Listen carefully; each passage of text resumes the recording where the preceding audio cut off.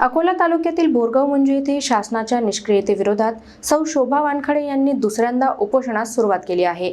1996च्या जुन्या जमीन प्रकरणात न्याय न मिळाल्याने त्यांनी पुन्हा आंदोलन छेडले असून प्रशासनाच्या भूमिकेवर प्रश्नचिन्ह निर्माण झाले आहे।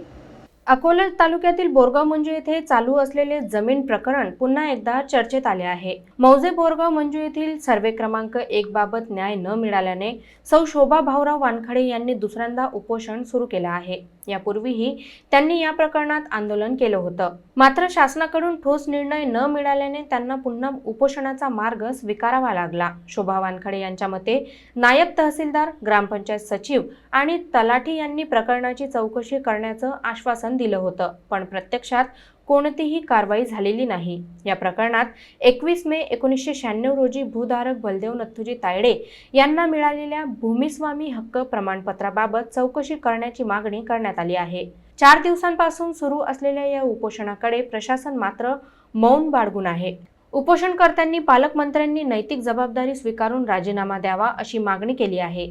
स्थानिक नागरिक आणि सामाजिक कार्यकर्त्यांचे लक्ष या आंदोलनाकडे लागले असून शासनाने तत्काळ हस्तक्षेप करावा अशी मागणी सर्व स्तरातून केली जात आहे।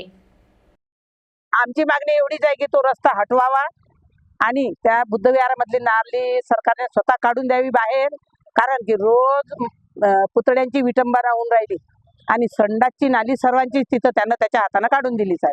म्हणून तो रस्ता पटकन लवकरात लवकर हटवावा, नाहीतर आम्ही स्वतःला संपून घेऊ आत्राम साहेबाच्या केबिनमध्ये किंवा कवळे साहेबाच्या केबिनमध्ये, कारण की आम्ही जीवनाला खूप कंटाळलो साहेब आता, कारण की आम्हाला रस्ताच नाही।